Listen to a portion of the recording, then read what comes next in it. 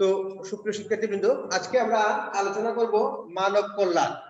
মানব কল্যাণ একটি প্রবন্ধ। প্রবন্ধটি লিখেছেন আবুল ফজল। আমরা জানি যে প্রবন্ধ হচ্ছে প্রকৃষ্ট বন্ধনযুক্ত রচনা। প্রবন্ধে কি থাকবে? প্রকৃষ্ট বন্ধন এবং গদ্য রচনা। গদ্যে মূল বিষয়টি তিনি যে চিন্তা করেন, যে বিষয়টি ভাবেন, তিনি যেভাবে ভাবেন সেই বিষয়টি তিনি বর্ণনা করবেন গদ্য ভাষায়। কেমন? তো এই বর্ণনাটা আমরা পড়বো, পড়ে আমরা বুঝতে পারছি কিনা তার চিন্তা, তার ভাবনাটা কি, এবং এটার সাথে আমরা তিনি এই ভাবনাটার সাথে যে যুক্তি দেবেন সেই বিষয়টি আমরা অনুধাবন করব। পাশাপাশি আমরা জানবো এই লেখক সম্পর্কে। এই লেখক কেন এরকম করে ভাবছেন, তার অবস্থান কি, তার সময়কাল কি, এটা আমরা জানবো। তাহলে আমরা লেখকের সময়কাল জানলাম। আবুল ফজলের জন্ম 1903, মৃত্যুবরণ করেছেন 1983। তাহলে আজকে থেকে প্রায় 117 বছর আগে, আর 17-18 বছর আগে তার জন্ম হয়েছিল। আমরা ধরতে পারি 100 বছর আগে, এবং গত শতাব্দীতেই তিনি মারাও গিয়েছেন। তো আবুল ফজলের এবার জানি আমরা তার কালটা কি, তার অবস্থানটা। জন্ম নিয়েছিলেন তিনি চট্টগ্রামের সাতকানিয়ায়। চট্টগ্রামের, তোমাদের এখানকার আমাদের কলেজের স্টুডেন্টের বেশিরভাগই চট্টগ্রামের। আবুল ফজলের বাড়ি চট্টগ্রামের সাতকানিয়ায়। তার পিতার নাম দেয়া আছে। তিনি চাকরি জীবন, স্কুল শিক্ষক দিয়ে কর্মজীবন শুরু করেছিলেন, কলেজে অধ্যাপনা করেছিলেন, এবং শেষে বঙ্গবন্ধু শেখ মুজিবুর রহমানের অনুরোধে তিনি চট্টগ্রাম বিশ্ববিদ্যালয়ের উপাচার্য হয়েছিলেন। যদিও এরপরে বঙ্গবন্ধুকে হত্যা করার পর সৈয়দ আলী হাসানের কুবুদ্দিতে বা প্ররোচনায় তিনি জিয়াউর রহমান সরকারের শিক্ষা উপদেষ্টা হিসেবে কিছুদিন কাজ করেছিলেন, কিন্তু কিছুদিন পরে তিনি তার ভুল বুঝতে পারেন এবং সেখান থেকে তিনি স্বেচ্ছায় পদত্যাগ করেন। এবং তাই নয়, তিনি বিখ্যাত হয়ে আছেন আরেকটি গুরুত্বপূর্ণ কারণে।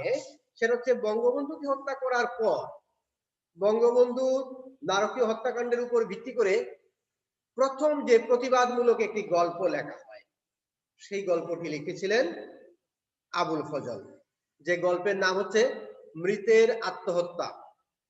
এই গল্পের মধ্য দিয়ে তিনি দেখিয়েছেন যে জাতির জনককে হত্যা করার পর আমাদের দেশের মানুষ যে অনেকটা মৃত মানুষে পরিণত হয়, এবং তার যে অনুশোচনা, তার যে অনুশোচনায় কিছু মানুষের মধ্যে যে কষ্ট তৈরি হয়, এবং এক পর্যায়ে একজন বঙ্গবন্ধু হত্যা করায় জড়িত একজন মেজরের স্ত্রী আত্মহত্যার মধ্য দিয়ে এই নাটক, একটি কাহিনী তিনি লিখেন। তো এখানে, এবং তিনি একজন প্রাবন্ধিক, কথা সাহিত্যিক, প্রাবন্ধিক, শিক্ষা চিন্তক ছিলেন। এখানে এই প্রবন্ধে উঠে এসেছে বিষয়টি। আমরা সেখানে যাওয়ার আগে তা দেখি তিনি কি কি বিষয়। আধুনিক অসাম্প্রদায়িক জীবনবোধ ছিল তার মূল বিষয়। স্বদেশ এবং ঐতিহ্য প্রীতি, নিজের দেশকে ভালোবাসতেন এবং দেশের ঐতিহ্যকে, ইতিহাস ঐতিহ্যকে তিনি ভালোবাসতেন।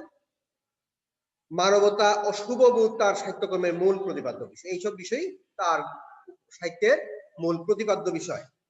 তবে উল্লেখযোগ্য গ্রন্থ রয়েছে তার উপন্যাস চৌচি, রাঙ্গা প্রবাদ, গল্প গ্রন্থ হচ্ছে মাটির পৃথিবী, মৃতের আত্মহত্যা। মৃতের আত্মহত্যা একটি গল্প বইয়ের নাম। এই বইয়ে আরো বেশ কিছু গল্প আছে, এর মধ্যে একটি বিখ্যাত গল্প হচ্ছে মৃতের আত্মহত্যা। প্রবন্ধ লিখেছেন সাহিত্য সংস্কৃতি সাধনা, সাহিত্য সংস্কৃতি ও জীবন, সমাজ, সাহিত্য, রাষ্ট্র এবং মানবতন্ত্র, 21-এ মাথা নত না করা, দিনলিপি লিখেছেন, রেখাচিত্র বা দুর্দিনের দিনলিপি, দুটোই তার দিনলিপি। সাহিত্যকৃতির জন্য তিনি বাংলা একাডেমি পুরস্কার সহ আরো অনেকগুলো পুরস্কার পেয়েছিলেন। তো এগুলো হচ্ছে, তাহলে আমরা একটি প্রবন্ধ বা একটি কবিতা, একটি গল্প পড়ার সময় আমরা গল্পের লেখক বা কবি বা সাহিত্যিক সম্পর্কে জানবো, তার চিন্তা ভাবনাটা কি, এটা সম্পর্কে যদি আমরা জানি, তার সমকাল সম্পর্কে জানবো, তার অবস্থান সম্পর্কে জানবো। এই বিষয়গুলো জেনে তারপর আমরা তার প্রবন্ধে পাঠে যাচ্ছি। এবার দেখো প্রবন্ধে তিনি কি লিখছেন। মানব কল্যাণ, এর শিরোনাম আমার দেওয়া নয়। মানব কল্যাণ, এই কথাটা বা এই শিরোনামটা তিনি নতুন করে ব্যবহার করছেন না, অনেক আগে থেকেই ব্যবহৃত হয়। মানব মানে মানুষ, কল্যাণ মানে মঙ্গল, ভালো, শুভ ইত্যাদি। আমাদের প্রচলিত ধারণা আর চলতি কথায় মানব কল্যাণ কথাটা অনেকখানি সস্তা আর মামুলি অর্থেই ব্যবহৃত হয়। আমাদের প্রচলিত ধারণা আছে কি, যে মানুষের কল্যাণ, আর মানব কল্যাণ সস্তা বিষয়, এটা খুব সামান্য, খুব সহজেই আমরা মানব কল্যাণ করতে পারি ইচ্ছে করলে। এক মুষ্টি ভিক্ষা দেওয়াকেও আমরা মানব কল্যাণ মনে করে থাকি। তাহলে এই যে আমাদের সহজ করি কেন? কারণ আমরা কাউকে এক মিষ্টি ভিক্ষা দিয়ে, আগের দিনে মুষ্টি চাল ভিক্ষা দিত, এখনকার দিনে কি 5 টাকা 10 টাকা 20 টাকা বা 50 টাকা দিয়ে আমরা মনে করি আমরা মানব কল্যাণ করে ফেললাম। মনুষ্যত্ব বোধ আর মানব মর্যাদাকে এতে যে ক্ষুণ্ণ করা হয় তা সাধারণত উপলব্ধি করা যায় না। লেখক বলছেন এই যে ভিক্ষা দিলাম, সে 100 টাকা হোক আর 5 টাকা হোক আর এক মুষ্টি চাল হোক, এখন তো আর চাল দেয়া নেই, আমরা টাকাই দেই, কেমন? তাহলে এই যে ভিক্ষা দেয়া, এই ভিক্ষা দেওয়াটাকে মানব কল্যাণ মনে করে থাকি, আমরা মনে করে থাকি, কিন্তু লেখক মনে করছেন না কেন? কারণ মনুষ্যত্ব বোধ আর মানব মর্যাদাকে এতে যে ক্ষুণ্ণ করা হয় তা সাধারণত উপলব্ধি করা যায় হয় না। তাহলে কি হয়, এই যে এরকম করে ভিক্ষা যখন দেই, তখন আর মানুষ যখন মানুষকে ভিক্ষা দিচ্ছে তখন তার মধ্যে মনুষ্যত্ব বোধ থাকে না, এবং যাকে ভিক্ষা দিচ্ছি তার যে মর্যাদা হানি হলো, তার যে মর্যাদা নষ্ট হলো, হানি হলো মানে নষ্ট হলো, কমে গেল, মর্যাদাকে ক্ষুণ্ণ করা হলো, এটা আমরা সাধারণত উপলব্ধি করতে পারি না, মানে এত ওই মধ্যে আমাদের খেয়ালই থাকে না। কেন? তিনি বলছেন দেখো, ইসলামের নবী বলেছেন, তিনি লিখতে পারতেন নবী বলেছেন, না লিখে লিখলেন ইসলামের নবী বলেছেন। তার মানে কি? এটি হচ্ছে অসাম্প্রদায়িক চেতনা, যে তার রচনা শুধু মুসলিমরা পড়বে না, সবাই পড়বে। তাইলে সবার নবী নয়, তিনি ইসলামের নবী। যে কারণে তিনি বলছেন ইসলামের নবী বলেছেন, অপরের হাত সব সময় নিচের হাতের থেকে শ্রেষ্ঠ। অপরের হাত, অপর মানে উপরে, উপরের একটা হাত আর একটা হাত, এই হাত দিয়ে এই হাতে দিলাম, তাহলে এটা উপরের হাত, আর এটা নিচের হাত। নিচের হাতে চেয়ে নিচ্ছি, উপরের হাতে দান করছি, তাহলে উপরের হাত সবসময় নিচের হাত থেকে উপরের হাতটাই শ্রেষ্ঠ। নিচের হাত মানে যে মানুষ হাত পেতে গ্রহণ করে, তাহলে নিচের হাত মানে হাত পেতে গ্রহণ করে। অপরের হাত মানে দাতা, যে হাত তুলে অপর থেকে অনুগ্রহ বর্ষণ করে, অপর থেকে যে অনুগ্রহ বর্ষণ করে, দান করে, যেটা উপরের হাত। আর নিচের হাত হচ্ছে গ্রহণ করে। দান বা ভিক্ষা গ্রহণকারীর দীনতা তার সর্ব অবয়বে কিভাবে প্রতিফলিত হয় তার বিভৎস দৃশ্য কার না নজরে পড়েছে? যিনি দান গ্রহণ করছেন, হাত পেতে গ্রহণ করছেন, তার দীনতা, তার দৈন্যতা, তার অবয়বে পুরো চেহারার মধ্যেই কিভাবে ফুটে উঠেছে, এটা কে না নজরে এনেছে? কারণ সবারই নজরে পড়ার কথা, যখন আমরা কোনো কিছু দান গ্রহণ করি বা কেউ গ্রহণ করে, তখন তার অবয়বে যে একটা দীনতা, এটা সবারই চোখে পড়ার কথা। মনুষ্যত্ব আর মানব মর্যাদার দিক থেকে অনুগ্রহকারী আর অনুগৃহীতের মধ্যে আকাশ পাতাল প্রভেদ। তাহলে অনুগ্রহ করেন যিনি, উপর থেকে যিনি দান করলেন, আর যিনি গ্রহণ করলেন অনুগৃহীত, দুজনের মধ্যে অনেক তফাৎ। একথা ব্যক্তির বেলায় যেমন সত্য, তেমনি দেশ আর রাষ্ট্রের বেলায় বরং অধিকতর সত্য। তাহলে এই কথাটা যেমন ব্যক্তির বেলায় সত্য, তেমনি দেশের বেলায়, রাষ্ট্রের বেলায় আরো বেশি সত্য। যখন আমরা অন্য দেশ থেকে সাহায্য নিচ্ছি, হাত পেতে অনুদান গ্রহণ করছি, ভিক্ষা গ্রহণ করছি, সে কথাও তিনি নিয়ে এসেছেন। কেমন? আচ্ছা, দান বা ভিক্ষা গ্রহণকারী, আচ্ছা একথা ব্যক্তির বেলায় এটা বললাম, কারণ রাষ্ট্র জাতির যৌথ জীবন আর যৌথ চেতনারই প্রতীক। কারণ একটা ব্যক্তি আর ব্যক্তি থেকে একটা জাতি, আর জাতির যৌথ জীবন হচ্ছে রাষ্ট্র। পুরো রাষ্ট্র যখন দান গ্রহণ করে, হ্যাঁ, সে করোনার ভ্যাকসিনই হোক, আমরা ভারত থেকে কি প্রথমত অনুদান হিসেবে, উপহার হিসেবে গ্রহণ করেছি। তা আমরা যদি বানাতে পারতাম, আমাদের যদি সক্ষমতা থাকতো, তাহলে নিশ্চয়ই আমাদের গ্রহণ করতে হইতো না। আমরা বলতে হইতো না আমরা ইন্ডিয়ানটা নেব না, পাকিস্তানেরটা নেব, সৌদি আরবেরটা নেব, বা আরেক দেশেরটা নেব, হ্যাঁ, আমেরিকারটা নেব, এগুলো আমাদের বলতে হতো না।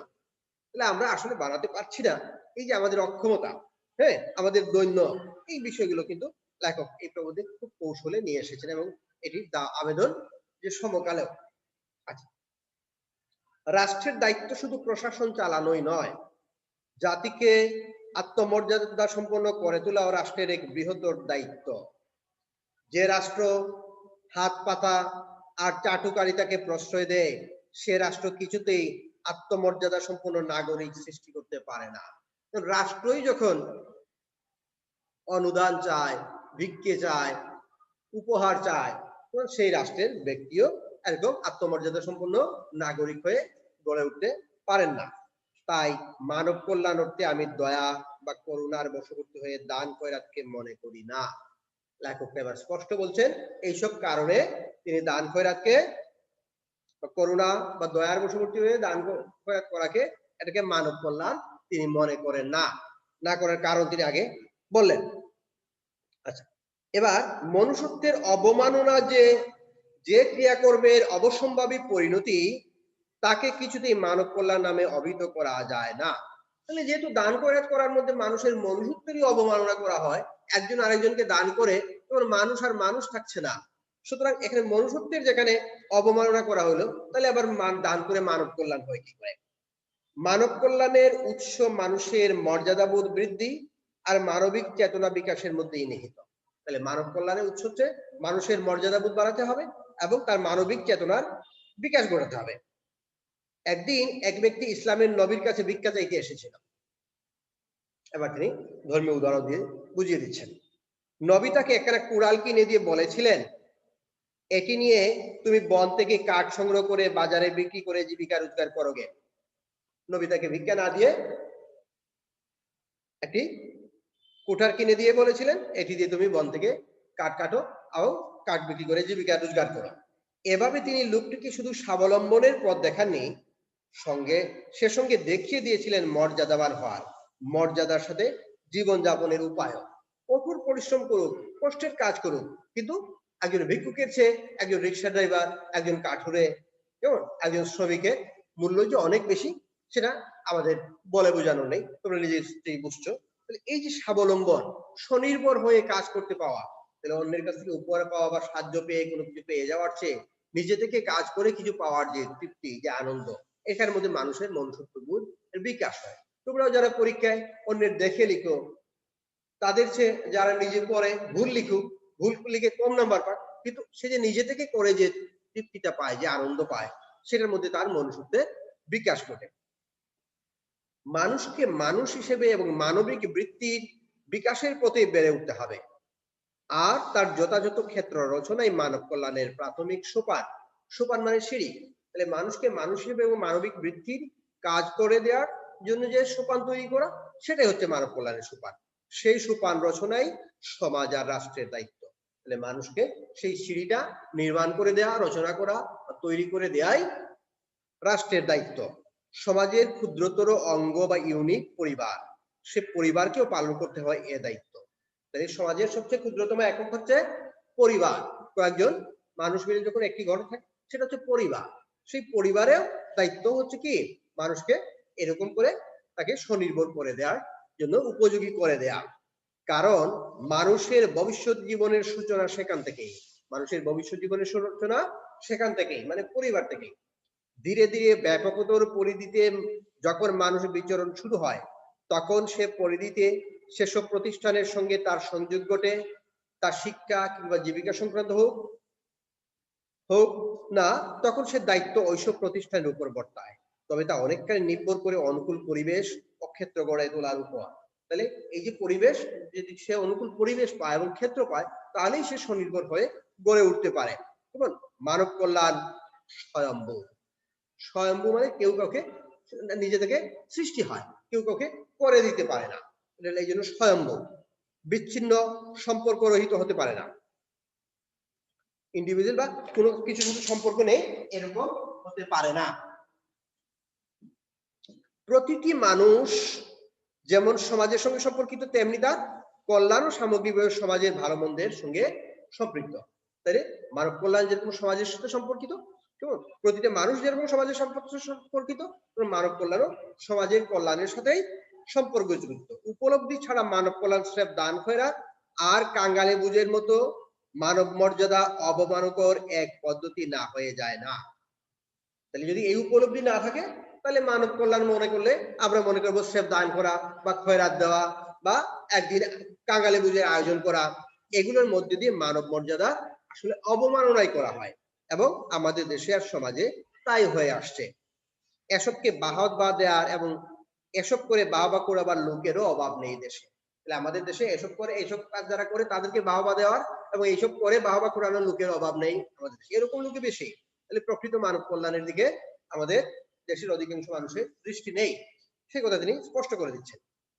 বর্তমানে মানব কল্যাণ অর্থে আমরা বুঝি তার প্রধানতম অন্তরায় যা বুঝি তার প্রধানতম অন্তরায় রাষ্ট্র, জাতি, সম্প্রদায় এবং গোষ্ঠীগত চেতনা।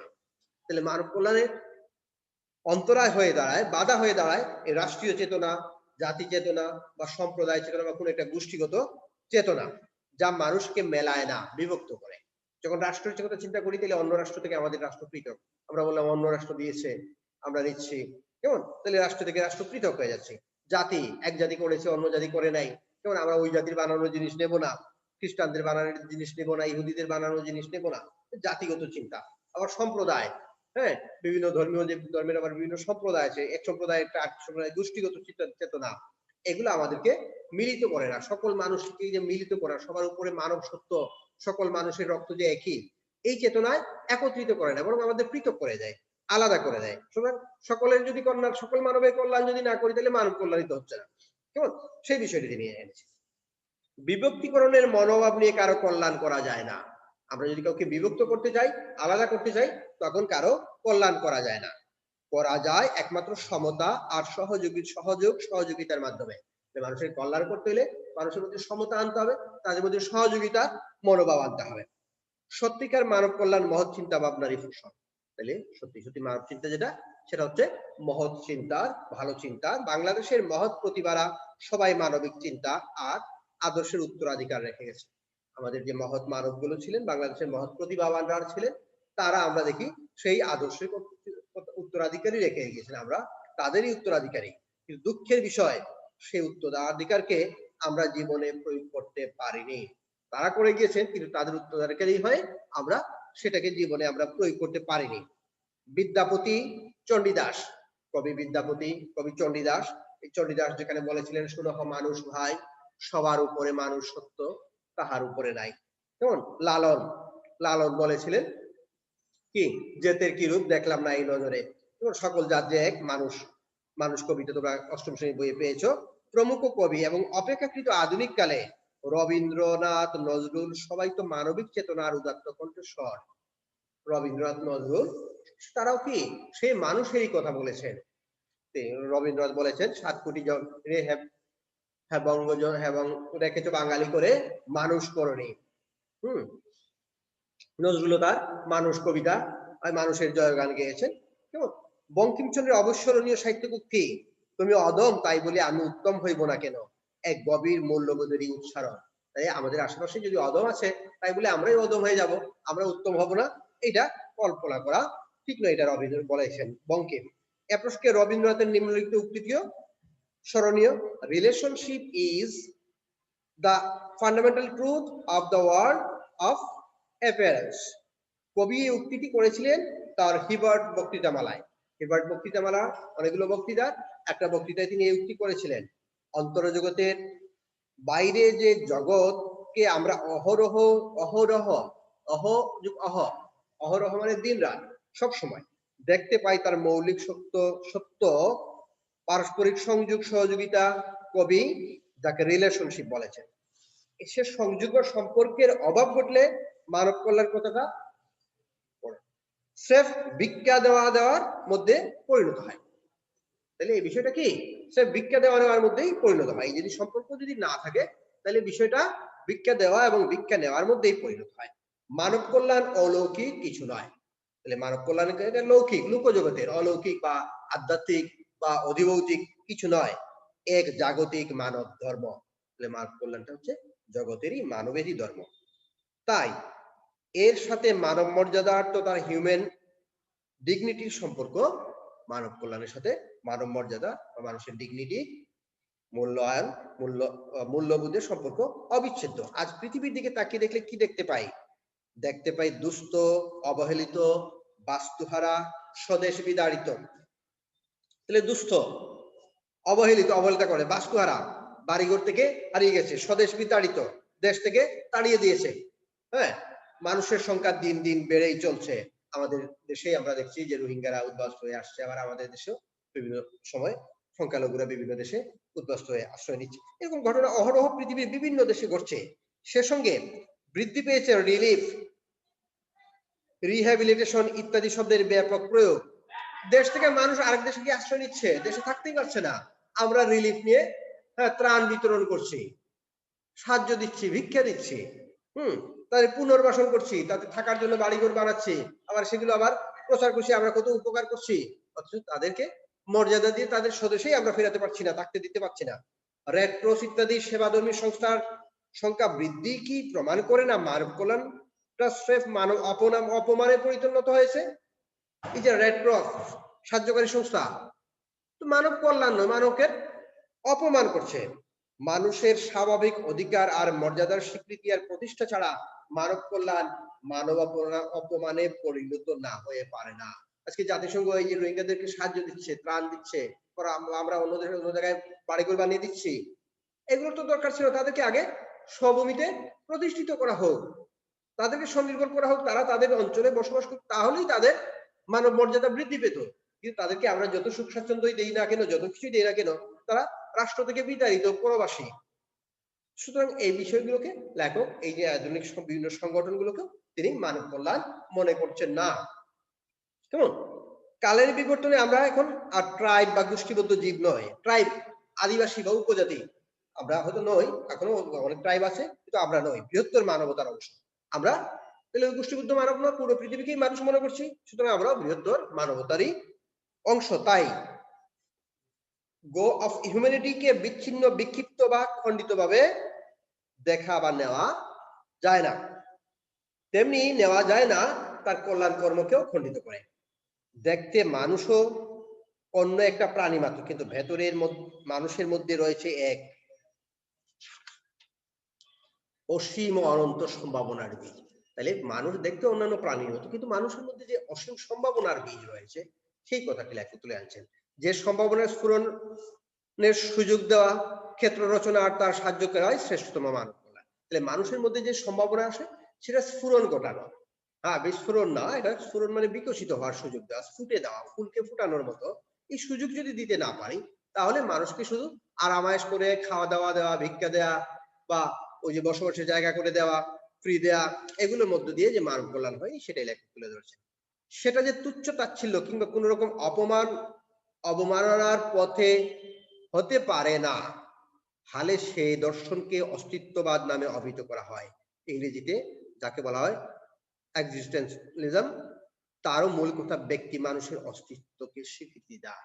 তাহলে তার মূল কথা হচ্ছে মানুষের অস্তিত্ববাদ বা মানুষের অস্তিত্বকেই আমরা স্বীকার করি না এই দান খয়রাত করার মধ্যে, সেটাকে স্বীকার করে তাকে স্বনির্ভর করে দিতে হবে, তাকে তার প্রতিভার বিকাশ ঘটানোর সুযোগ করে দিতে হবে। বল প্রয়োগ কিংবা সামরিক শাসন দিয়ে মানুষকে তাবেদার কিংবা চাটুকার বানাতে পারা যায়, কিন্তু প্রতিষ্ঠা করা যায় না মানব মর্যাদার আসনে। জোর করে পড়া আদার শেখানো বা সামরিক শাসন দিয়ে বা জোর করে বল দিয়ে প্রয়োগ করে সামরিক শাসন দিয়ে মানুষকে চাটুকার বানানো যায়। চাটুকার মানে প্রশংসাকারী, ইয়েস স্যার বলার মতো মানুষ তৈরি করা যায়, কিন্তু মানব মর্যাদার আসনে মানুষকে প্রতিষ্ঠা করতে হলে তাকে তার মধ্যে আত্মবিকাশের সম্ভাবনাকে জাগিয়ে দিতে হবে, এটা ছাড়া সম্ভব নয়। সব কর্মের সাথে সূর্য ব্যক্তিগত সম্পর্ক থাকে তা নয়, তার সামাজিক পরিণতি তথা সোশ্যাল কনসিকুয়েন্সও অবিচ্ছিন্ন। যেহেতু সব মানুষের সমাজের অঙ্গ, তাই সব রকম কল্যাণ কর্মেরও রয়েছে সামাজিক পরিণতি। যে কোনো কাজের একটি, মানুষ যেহেতু সামাজিক, তার কাজেরও একটা সামাজিক পরিণতি আছে। এ সত্যকে অনেক সময় ভুলে থাকা হয়, বিশেষত যখন দৃষ্টি থাকে ঊর্ধ্ব দিকে তথা পরলোকের পানে। এখন খুব সুকৌশলে কথাগুলো বলেছেন। কেমন? যখন আমরা পরলোকের চিন্তা করি, কেমন, তখন আমরা অনেক সময় মানব কল্যাণের কথা ভুলে যাই, এবং পরলোকের চিন্তা যখন করি, ঊর্ধ্বের দিকে তাকাই, তখন এই পৃথিবীর দিকে না তাকিয়ে পরলোকে আমার কি হবে সেটা চিন্তা করি, তখন মানুষ আর মানব কল্যাণ করতে পারে না, শুধুমাত্র তার নিজের স্বার্থ নিয়েই সে মগ্ন হয়ে পড়ে। স্রেফ সদিচ্ছার দ্বারা মানব কল্যাণ সাধিত হয় না। সব ধর্ম আর ধর্ম প্রবর্তকেরা বারবার নির্দেশ দিয়েছেন মানুষের ভালো করো, মানুষের কল্যাণ করো, সুখ শান্তি দান করো মানুষকে। এমনকি সর্বজীবে হিতের কথাও বলা হয়েছে, সকল মানুষকে কথা বলা হয়েছে, সব ধর্মেই মানুষের কথা বলা হয়েছে, এবং কোন কোন ধর্মে আছে সকল জীবেরও মঙ্গলের কথা বলা হয়েছে, কল্যাণের কথা বলা হয়েছে। অতএব আমাদের দৃষ্টিভঙ্গি পাল্টাতে হবে। তাহলে আমাদের চিন্তা চেতনা, আমরা যেরকম ভাবি, এই ভাবনাটাকে আমাদের চেঞ্জ করতে হবে। কি করতে হবে? সমস্যার মোকাবেলা করতে হলে নতুন দৃষ্টিকোণ থেকে, নতুন পদ্ধতিতে, যা হবে বৈজ্ঞানিক, রেশনাল, সুবুদ্ধি নিয়ন্ত্রিত।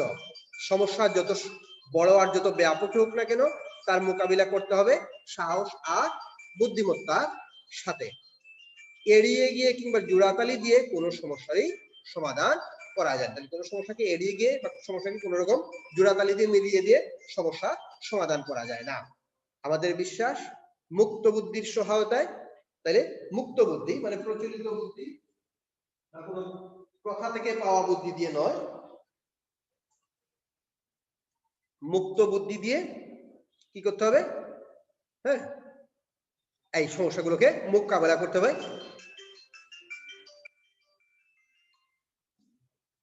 একমাত্র বিচার বুদ্ধির সাহায্যেই বিজ্ঞানের অভাবনীয় আবিষ্কারকে পরিবর্তে সৃজনশীল মানবিক কর্মে করা যায়নি নিও, তা করা হলে মানব কল্যাণ হয়ে উঠবে মানব মর্যাদার সহায়ক। তাহলে খেয়াল করো, একমাত্র মুক্ত বিচার বুদ্ধির সাহায্যে বিজ্ঞানের অভাবনীয় আবিষ্কারকে ধ্বংসের পরিবর্তে সৃজনশীল মানবিক কর্মে করা যায় নিও। তাহলে এই যে বিজ্ঞানের আবিষ্কার, এটাকে যদি আমরা সৃজনশীল কর্মে নিয়োগ করি, মানব কল্যাণে নিয়োগ করি, তাহলেই আমরা করতে পারবো, পৃথিবীকে সুন্দর করে গড়ে তুলতে পারবো। কেমন? এটা হচ্ছে এই প্রবন্ধের মূল কথা। কেমন? তাহলে মানব কল্যাণ বলতে মানুষের সামগ্রিক সকল মানুষের, মানব জাতির কল্যাণ, মানবের কল্যাণ, আমাদের মানবিক হইতে হবে, কোন প্রথা বা নির্দিষ্ট গোষ্ঠীর মধ্যে আবদ্ধ না থেকে মুক্ত হয়ে মুক্ত মনে, কেমন, এই বিষয়টিকে ভাবতে হবে। কোনো কারো দেখিয়ে দেওয়া পথ বা মতবাদকে থেকে উঠে এসে মানুষের মন যেটা বলে সকল মানুষের কল্যাণের জন্য কাজ করতে যে চেষ্টা, সেটাই আমাদের করতে হবে। সে কথাই লেখক এই প্রবন্ধে বলেছেন। তো ধন্যবাদ সবাইকে।